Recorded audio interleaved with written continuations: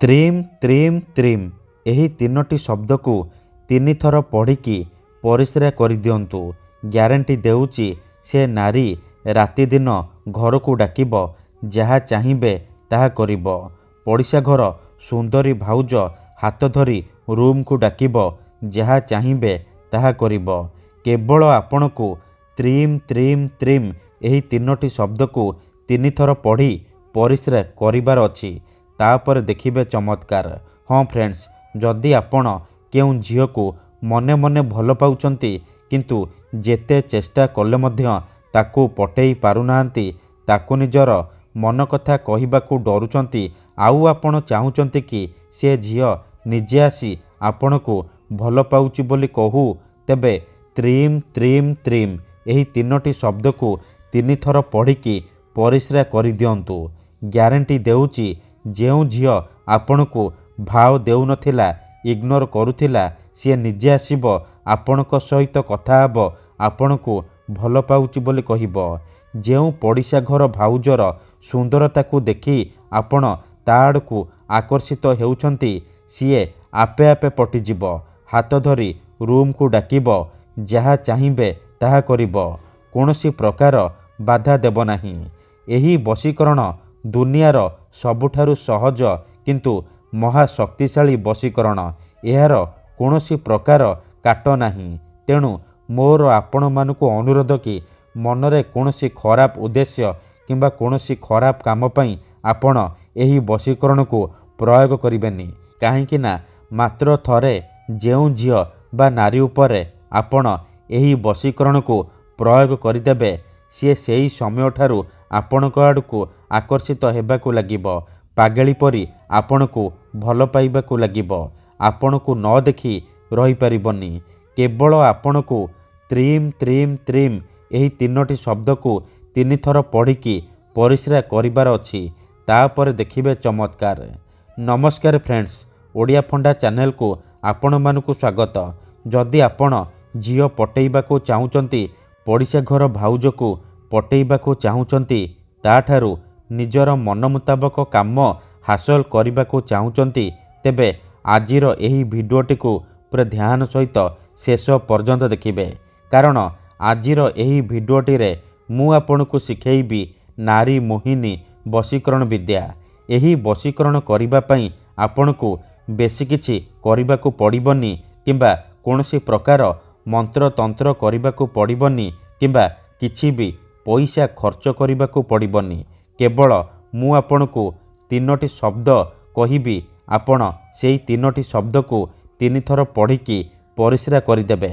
ତ୍ରିମ୍ ତ୍ରିମ୍ ତ୍ରିମ୍ ଏହି 3ଟି ଶବ୍ଦକୁ 3 ଥର ପଢ଼ିକି ପରିସ୍ରା କରିଦେବେ।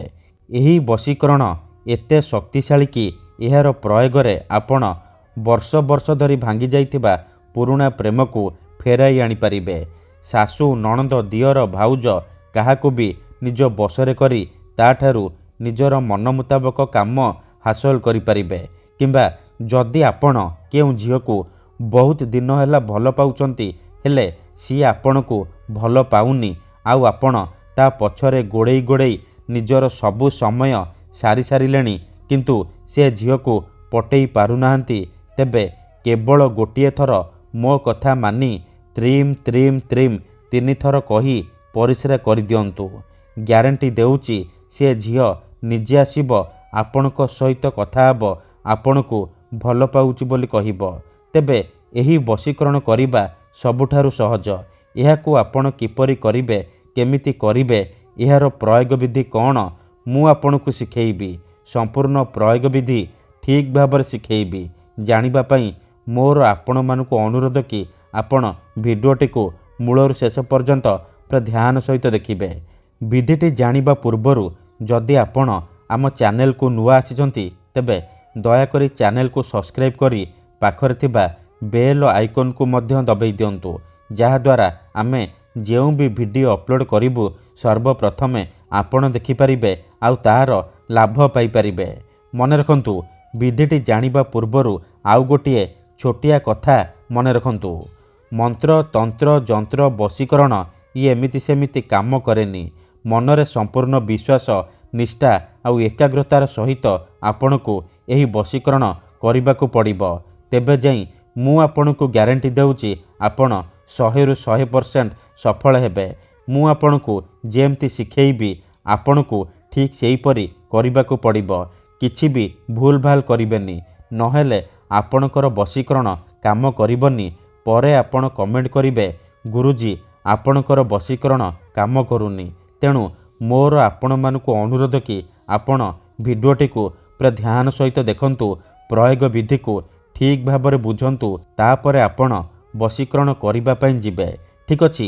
ତେବେ ମନେ ରଖନ୍ତୁ ଏହି ବଶୀକରଣ ବିଧିକୁ ଆପଣ କେବଳ ମଙ୍ଗଳବାର କିମ୍ବା ଶନିବାର ଦିନ କରିବେ, ସନ୍ଧ୍ୟା ସମୟରେ କରିବେ। ପ୍ରଥମେ ଆପଣ କ'ଣ କରିବେ, ଖଣ୍ଡେ ସାଧା କାଗଜ ଆଉ କଳା କଲମ ଆଣିବେ। ସେ କାଗଜରେ ପ୍ରଥମେ ଆପଣ ସେଇ ଝିଅ ବା ମହିଳାର ନାମ ଲେଖିବେ ଯାହାକୁ ଆପଣ ନିଜ ବଶରେ କରିବାକୁ ଚାହୁଁଛନ୍ତି। ଆଉ ତା ତଳେ ଆପଣ ତ୍ରିମ୍ ତ୍ରିମ୍ ତ୍ରିମ୍ ଏହି 3ଟି ଶବ୍ଦକୁ ଲେଖିବେ।